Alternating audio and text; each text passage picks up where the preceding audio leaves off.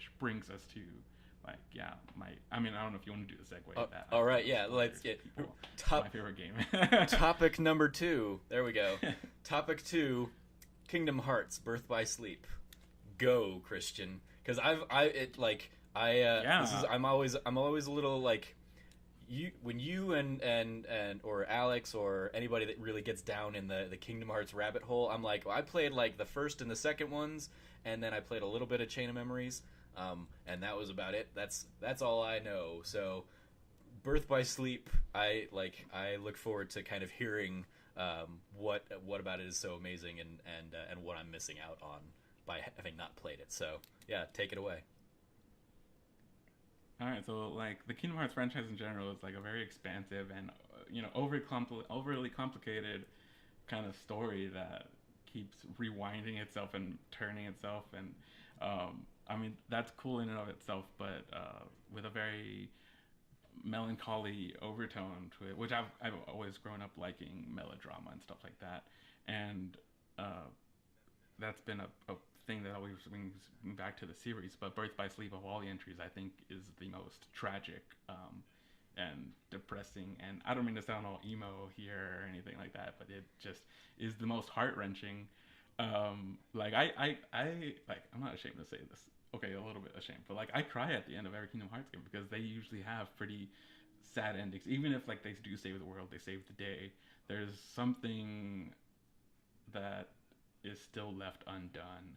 And of all the games, Birth by Sleep is the one that hits you the most because you are introduced to three characters, and so you get triple the tragedy, triple the sadness in that game, and that just really played to my sensibilities as someone that loves. I mean, it sounds weird to say it out loud, like sad stories. Like that's just the kind of thing that I was attracted to, and it's not like out of some weird. I don't know. No, It just I don't think it's I like feeling.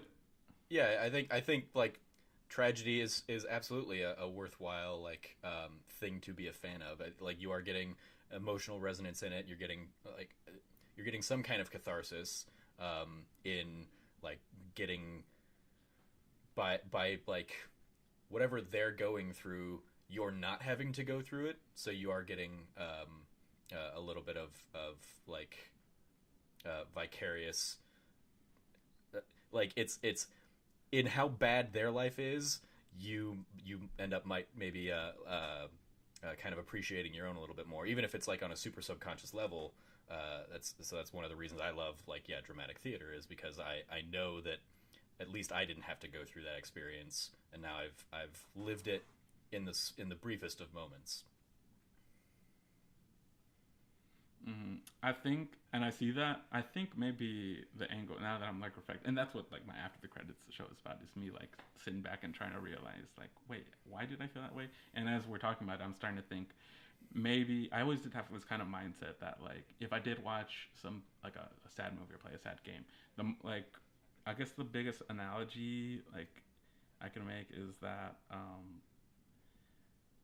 like someone that works out a lot and they feel that soreness the next day, like it's a reminder of their hard work. And maybe this isn't the perfect analogy, but like when I experienced a game or a story, the more the more sad I am, it means the more capacity for emotion I have. And that's just always been something I kind of pride myself on. And it's like someone that can be there for my family, be there for my friends, be there for strangers. I love being there for strangers. And so like it's kind of a weird like it's a super weird reminder after I go through the story, like, and I feel that inside. I'm like, oh wait, this hurts. Oh wait, but you know why? Because I care, and that's good to care because it means I can be there for people and offer support. I guess Absolutely, it's like kind of an angle I might have looked at it. we can never have too much empathy in this world, especially in these days that we're now living through, post election and whatnot. So yeah, I'm all for I'm all in support of an empathetic kind of resonance that you're getting out of these experiences. So yeah, continue on with the magic of Birth by Sleep and it's all of its tragedy and heartbreak. So like that's just one layer to it, is that it had a very tragic story. But in general, like I've always liked the hack and slash kind of action RPG mechanics of the games, and they're always almost different. With they always add new twists to each entry. Chain of Memories had like the card battle, and 2 had like the reaction commands of the triangle. You know, people, I think before people knew what memes were, they would be like press triangle to win or whatever to reaction commands. And Birth by Sleep, like I don't even know how to describe it, but like it encourages using special moves so that you are always looking stylish as you're like saving the world. Because as you continue using the moves, that your moves level up just from purely using them. And so I'm not even to the boss of the first level yet, and I'm already doing these really flashy, really stylized moves. Which I mean, I hear other games do that too. I hear Devil May Cry is like a really stylized game, so that's on my grocery list of backlog games to play. But just having this emotional story with a game mechanic that makes you feel like on top of the world, it's just that was really fun to play. And the other and another gameplay mechanic was that it would have this like between worlds. It introduces like this Mario Party esque form of leveling up. Yeah, you're leveling up as you fight bad guys, and you're grinding for experience, but also between missions, it opens up this like it's almost like Monopoly. And who doesn't love Monopoly? So it's like this game, as it's unfolding, just keeps introducing cool things about it. Oh, cool! These characters are really awesome, and it's expanding the lore. Oh, I'm not even to the first boss yet, and I'm doing these awesome finishers. And now that I have beat the first boss, now I get to level up even more by playing Monopoly, but with Kingdom Hearts skin. And like it just keeps giving me more things to love about it. And I mean, I don't know how much more to say about it because but if you have any questions, well, yeah, like so I feel like that kind of sums up in the scheme of the Kingdom Hearts franchise. What is it about this one that kind of makes it above and beyond some of the other titles? Why is this one the one that resonates the most? Is it because it's not characters that it was a new batch of characters that you hadn't kind of experienced yet, or like what kind of drives this one to the top of the list? And it's funny. Like, I'm glad that you mentioned that because that's like I now I remember another thing I was going to say was that Sora, the kid Sora, is who you're mostly following through these adventures, and he's a cool character and all. I like him, but the introduction of the new character Aqua was a character that I ended up relating to even more than Sora. Sora is someone who has like the mantra of like my friends are my power. He meets people, and those memories give him courage and bravery to face the different adversaries. But this new character Aqua, being the oldest of the 3 characters, they're not related, but they have a very familial relation. It's her and 2 other Keyblade wielders, and they look at each other like brothers and sisters. And her being the oldest, she feels the most responsible for them. And whereas Sora is more of like, these people are my power, she wants to be the support for them. At the very beginning of the game, they're all split up and go on their own adventures, and the whole time she's worrying about them, and like she always has it on her mind that she needs to be their support. And that just resonated with me because that's kind of how I always grew up. I'm an older brother.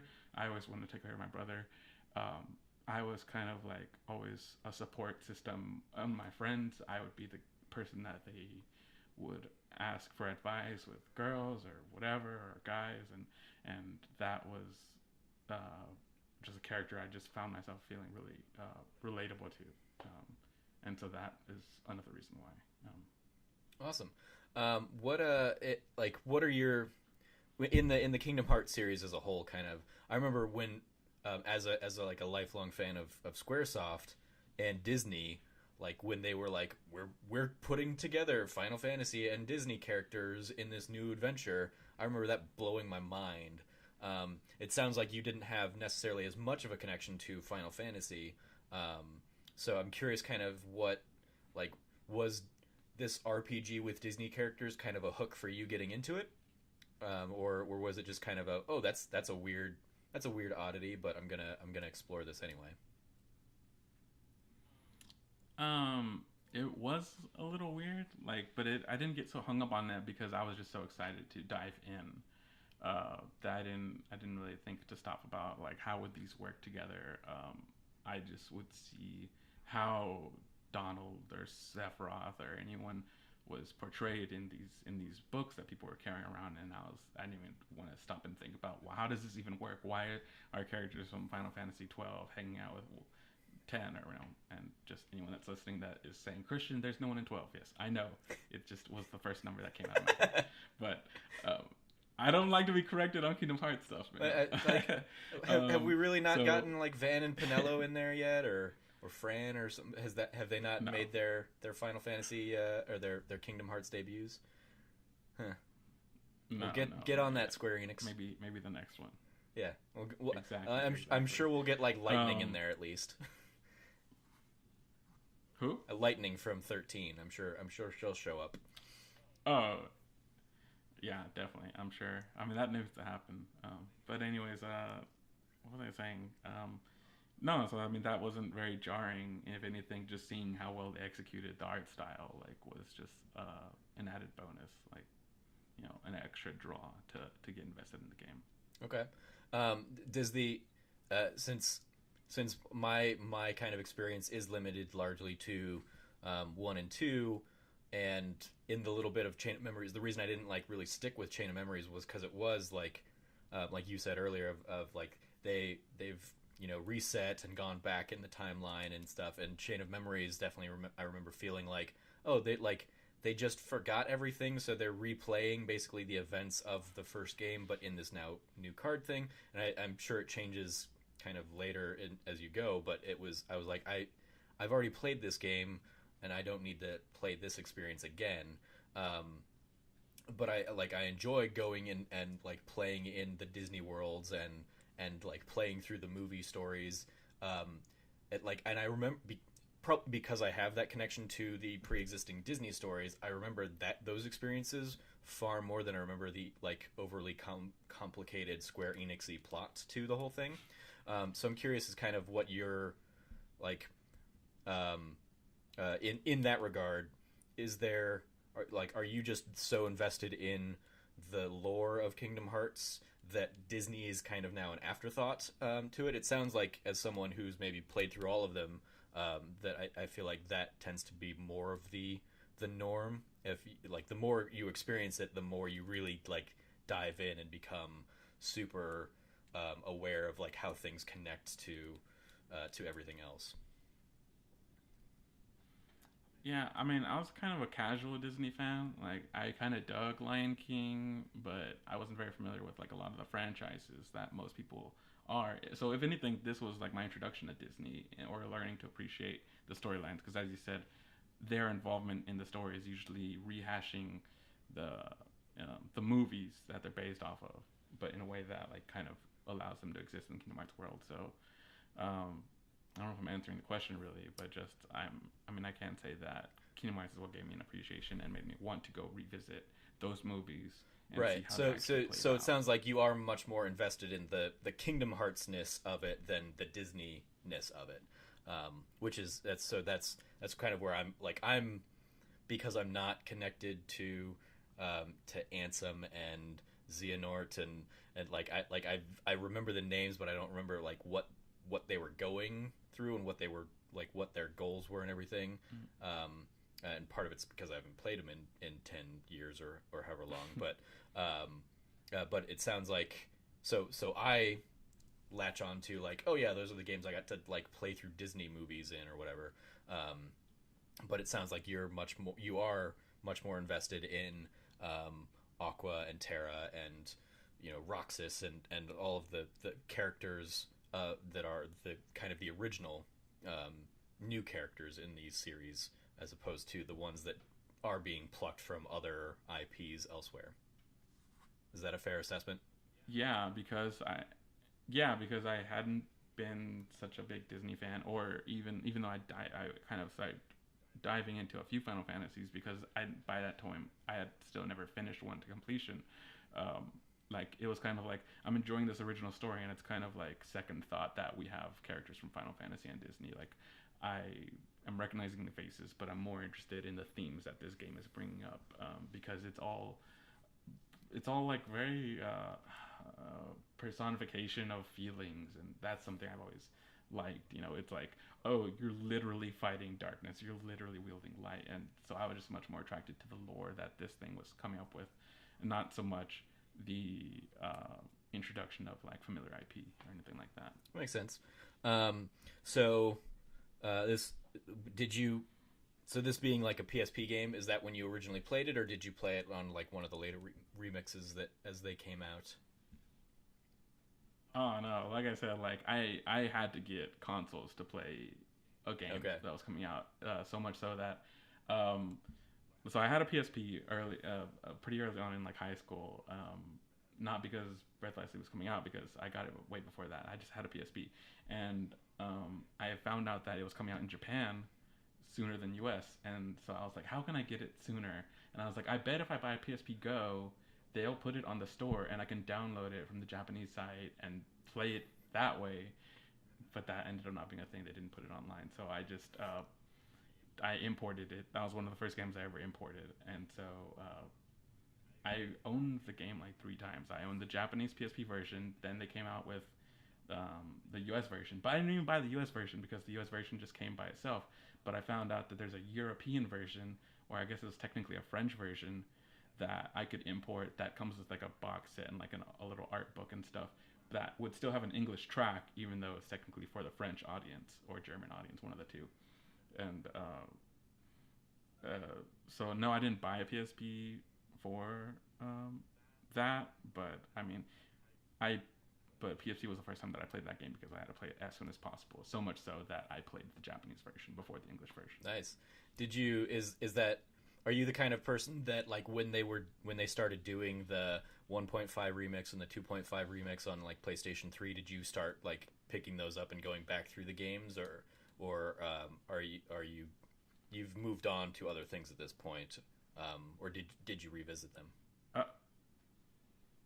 I revisited part of them. Like I replayed Kingdom Hearts 1 in HD again, but I'm not a big fan of the voiceover choices in the English version of Birth by Sleep. So like, I played it again on PSP in English, but like to get through those voices again in HD, like yeah, the graphics are a lot better, but like I just can't get past these voices. And now I'm kind of warmed up to them.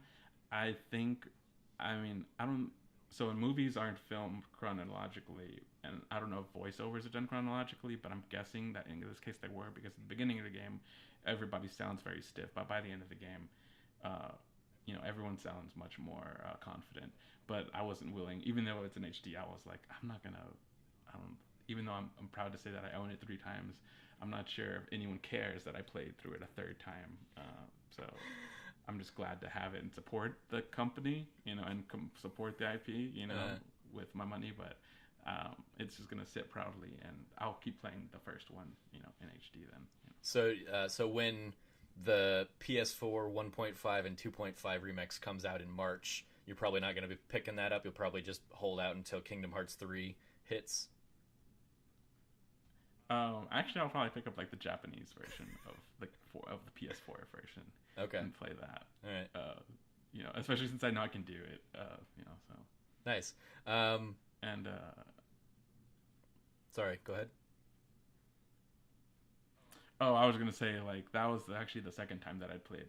The reason why I had the confidence to import that was because when 358 came out on the DS, I was in Japan at the time and was like, I've taken like 2 semesters Japanese, but I don't know how well I could actually play a game. But I'm in Japan, so that would cut costs on shipping if I just buy it here. And so I bought it and was able to successfully play through the whole game. So when Birth by Sleep was coming out, I was like, without hesitation, I'm going to import the Japanese version because I know that I can make it through the game with as minimal Japanese as I know. I can probably finish it. Nice. I know like Andrew Goldfarb just played through all of Persona 5 in Japanese and beat the game. I don't think he has any idea what like was really going on because he doesn't speak the language, but he was able to beat the game without with that in mind. So very cool. It's like your passion and excitement for it definitely has me much more inclined to try and dive into it. So I might pick it up when it comes out on the PS4 version. Because I did get I got the 1.5 version on the PS3, and I started to go back into like the first Kingdom Hearts and stuff.